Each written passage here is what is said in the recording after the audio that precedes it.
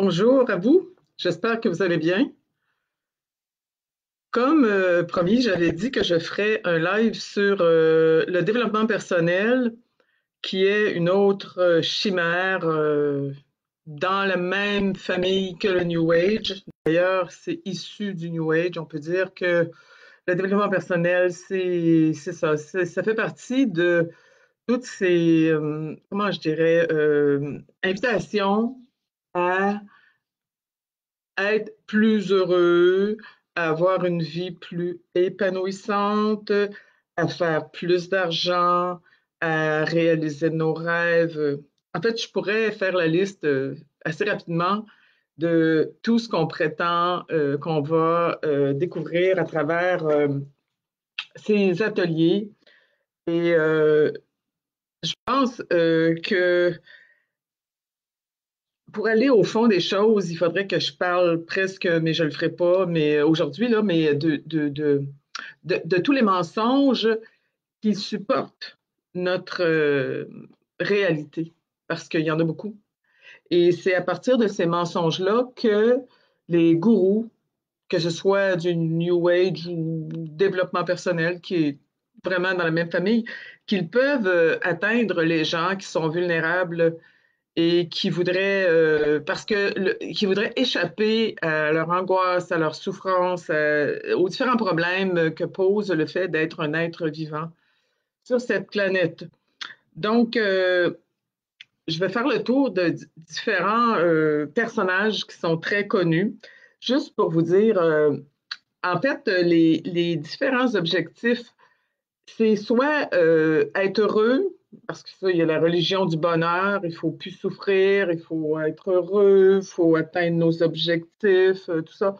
Ou alors atteindre ce qu'on appelle l'illumination. Et quand tu vas avoir l'illumination, à ce moment-là, tu ne souffriras plus, tu vas être complètement dans un genre de nirvana.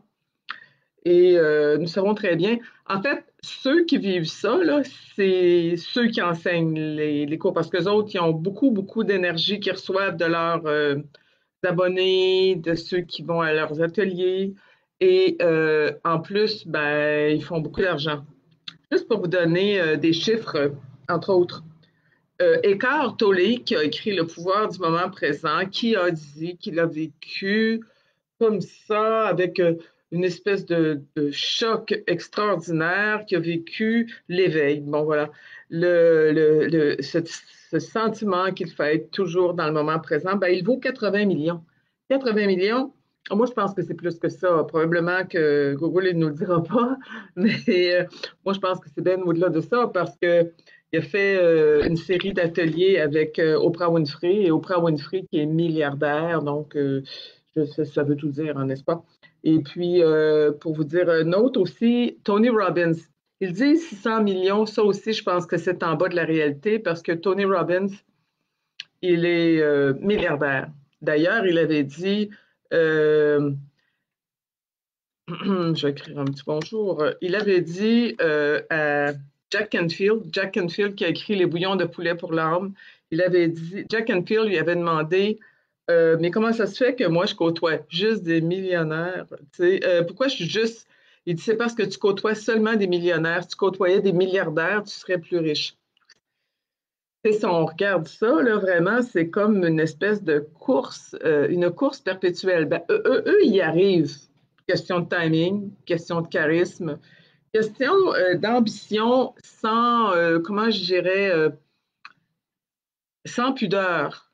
Parce que quelque part, quand ils vous vendent ça, ces idées-là, tu peux l'avoir, ta Porsche, tu peux l'avoir, ta maison de rêve. Ils savent très bien que c'est quelque chose qui dépend de beaucoup de conditions. Il faut qu'il y ait beaucoup de conditions pour ça. Il ne s'agit pas de se mettre un vision board, là, vous savez, une espèce de tableau avec des images dessus. Oui, ça va se déposer dans votre inconscient. Est-ce que ça va créer des bons fruits? Ça, c'est moins sûr. Parce que oui, c'est sûr, si tu visualises quelque chose jour après jour, ça va produire quelque chose dans ton inconscient. Autant dans le positif que dans le négatif, mais sauf que le positif, ça dépend de ce qu'on appelle positif. Positif, pour eux, c'est d'être toujours positif, d'avoir surtout des pensées positives, d'être quelqu'un qui est toujours en forme, qui se lève de bonne heure, qui est capable de travailler, qui va être passionné par ce qu'il fait. S'il n'est pas passionné par ce qu'il fait, il va se passionner pour la prochaine job qu'il va avoir ou qu'il va créer. Tu vas créer ta vie, n'est-ce pas? Ça, c'est des titres qu'on voit souvent, créer ta vie, tu es le créateur de ta vie. Et puis, comme par chez nous, là, il y avait Lise Bourbeau qui a écrit Écoute ton corps, ensuite Je suis Dieu, wow. C'est sûr que c'est prétentieux, mais ça prend parce que les gens n'ont pas le goût d'être en humilité devant Dieu. Ils préfèrent devenir eux-mêmes, si on peut dire, les artisans, si on peut appeler ça comme ça, de leur vie de rêve, que de penser que ce qu'on vit ici est pour nous préparer à la vie éternelle ou la mort éternelle, ça dépend. Qu'est-ce qu'on pourrait souhaiter? Alors, c'est ça, les projets, comment je dirais, c'est qu'ils nous parlent beaucoup d'être heureux. Les livres, en fait, je vais vous faire la liste des livres les plus populaires qui se vendent encore.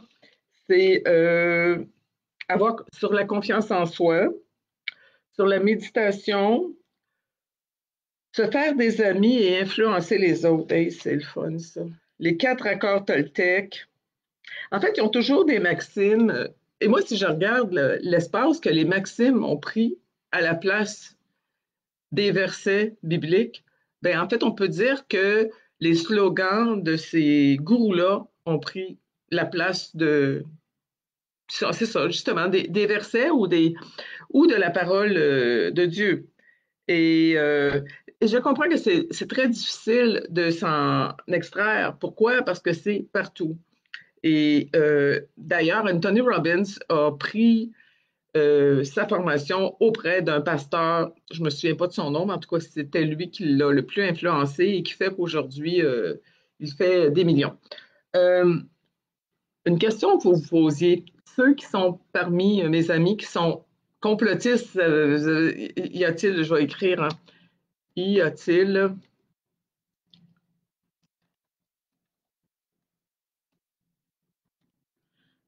s'il y a des complotistes parmi vous, ça veut dire des gens qui ont réalisé qu'il y a vraiment un complot contre l'humanité. Moi, ce que je remarque, c'est qu'aucun des gourous, aucun des supposés coachs les plus populaires n'en parle jamais. Comme si la vie continuait, comme si tout était normal. Je pense pas que. Pourquoi? Parce qu'ils veulent pas perdre des abonnés ou des adhérents ou des gens qui pourraient continuer d'investir dans leur projet de rêve, que ce soit le forum de Landmark que j'ai fait. Ça n'a pas changé ma vie, en fait. Ça a changé mon portefeuille. Euh, c'est ça. Donc, les gens sont devenus intolérants à la souffrance et plus ils sont intolérants, plus ils vont dans des ateliers, que ce soit sur, comment ça s'appelait déjà, la médecine qui te permet de régler toutes tes maladies parce que c'est toi-même qui déclenche tes maladies. Donc, c'est toi qui te rends malade. Et puis là, après ça, ils s'en vont dans d'autres ateliers. Comment faire pour que tes objectifs se réalisent vraiment. Et en fait, ça tourne toujours autour de l'ego, satisfaire son ego, nourrir son ego. Et je rencontrais quelqu'un l'autre jour et puis elle me disait, oui, il est arrivé quelque chose de bien le fun dans ma vie. Et puis, elle dit, on dirait que j'étais comme bien, tout était synchro. J'ai dit, ah ben merci à votre ange gardien. Oh non, non, non, il n'y a rien à voir là-dedans. Ça, c'est moi-même, ça c'est moi-même qui a fait ça. Alors, ça rend de plus en plus centré sur soi. C'est d'être toujours centré sur soi, sur cette partie qu'on pense qui est puissante, qui devrait être plus puissante. Et donc, c'est ça, je veux dire, j'ai connu des maîtres Reiki qui initiaient des gens et ça coûtait des milliers de dollars et ça rapportait. Eux, les autres, c'est sûr qu'ils vont dire que ça marche. Oui, ils vont dire que ça marche parce que pour eux, ça leur donne un très bon gagne-pain. En fait, c'est une business qui représente, j'ai regardé juste aux États-Unis, le développement personnel, on est dans les 15 milliards parce que les gens, ils vont toujours courir après un livre, un nouveau livre, après un nouvel atelier. Donc, évidemment, ça tourne en rond, donc ça règle jamais hum, énormément un problème. Donc, on va aller au prochain, puis on va aller au prochain, puis on va aller au prochain. Qu'est-ce que j'avais vu à un moment donné? Le point zéro. Ah oui, le point zéro. Ça veut dire qu'il n'y a plus de négatif, il n'y a plus de positif. Tu es vraiment entre les deux. Et le gars qui était supposément le meilleur à Montréal, euh, il avait explosé en disant à une personne tu devais être là à l'heure, comment ça que tu n'étais pas là à l'heure, et puis tout ça. Moi, je trouve ça drôle pour quelqu'un qui est supposé d'avoir atteint la zénitude parfaite, et là, il devrait être au-dessus de toutes les émotions, plus d'émotions. Ah oui, ça, j'ai entendu, c'est vrai. On devrait atteindre un point où on n'a plus d'émotions, le corps émotionnel est dissous. Il y avait, c'est ça, une personne qui avait son atelier, pas son atelier, son site La Grande Joie. Puis là, ben, je sais pas, comme ça a l'air moins joyeux son affaire. Mais il faut bien comprendre que tout ça, c'est pour remplacer Dieu. Donc, si tu veux remplacer Dieu, le Créateur, ça va te prendre beaucoup de choses. Ça va te prendre beaucoup, beaucoup, beaucoup de choses parce que tu ne peux pas vraiment le remplacer. Puis même si tu comparais Dieu à ton plus grand amour de ta vie, tu es encore loin. Parce que le plus grand amour de ta vie, ben, il peut mourir, il peut te laisser tomber, il peut arriver plein de choses. Alors que Dieu, ben, tu es avec lui ou sans lui pour l'éternité. Mais dans les deux cas, c'est lui qui a le dernier mot. Alors, si tu ne veux pas faire de la place pour Dieu dans ta vie, je parle du vrai Dieu de la vraie façon, eh bien, ça va t'en prendre des ateliers. Ça va t'en prendre des ateliers. Il y en a qui paraissent heureux là-dedans. Ben, c'est sûr, je soupçonne qu'ils deviennent des maîtres de l'illusion. Euh, donc, ils vont dire souvent des phrases comme faut que tu passes à l'action. Excusez-moi. Il faut que tu aies des rêves. C'est quoi tes rêves? Il faut que tu prennes tes rêves là, au sérieux, que tu t'impliques. Remarquez, tantôt, j'ai cherché juste écrit, là, vous l'écrirez. L'arnaque du développement personnel. Et c'est drôle, parce que quand j'ai commencé à regarder ça, il disait exactement les phrases qu'on trouve dans tous les ateliers de développement personnel. C'est drôle, hein? Ça veut dire que lui va dire, faut pas que tu ailles dans le développement personnel, mais je vais te dire de prendre mon atelier. Mon atelier est différent de celui des autres. Pardon. Donc, la morale de cette histoire, les gens qui ne sont pas vraiment branchés sur le vrai Dieu, ils vont toujours s'observer. Je regardais une autre personne qui est dans le yin-yang et puis elle disait, il faut laisser l'énergie agir à travers nous, les choses se font par nous. Tu sais, c'est toutes des affaires très, très floues afin tu essaies de comprendre exactement et ce n'est pas clair. Ou aussi, c'est ça, ceux qui vont dire, parce que là, il y en a qui s'aperçoivent que ça commence à s'essouffler le développement personnel. Là. C'est visiblement pas la réponse à tous les problèmes. Et puis, je voulais revenir avec une phrase qu'on entend souvent. Une seule personne peut faire toute la différence dans le monde. Dans le monde. Ben, moi, je dirais oui, c'est vrai, surtout s'il est milliardaire. Oui, il peut faire une différence. Je ne suis pas sûre que ça va être la différence que vous aimeriez, par exemple. Mais on veut nous faire croire qu'on a du pouvoir. Comment elle s'appelait? Marianne Williamson, là, le cours en miracle, là, a dit dans le fond, vous avez peur de votre lumière, rayonner, rayonner, rayonner. Euh, Tout ce qui te dit que tu devrais rayonner, c'est pour te ramener dans l'ego. C'est certain, ça ne peut pas être autre chose que ça. Alors, s'il y en a qui en ont fait des ateliers de développement personnel et qui se sont aperçus, rendus au 10e, qui sentaient toujours le même vide, ou que ils ont eu l'impression d'avancer, mais d'avancer où? Dans quelle direction? Ça les amène où? J'aimerais ça que vous me le disiez. Quels sont les bénéfices que vous avez eus? Et je vais conclure sur une chose.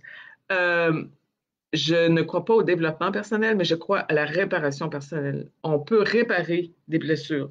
Je ne sais pas si on les répare à travers des ateliers qui coûtent très cher. Je sais qu'il y a des groupes comme les AA, il y a des groupes de soutien pour les personnes qui ont été aux prises avec la drogue, aux prises avec la dépendance affective. Mais généralement, ce n'est pas des choses qui sont très chères. C'est vraiment des ateliers qui sont donnés par des gens qui ont passé par là et qui vont vous aider.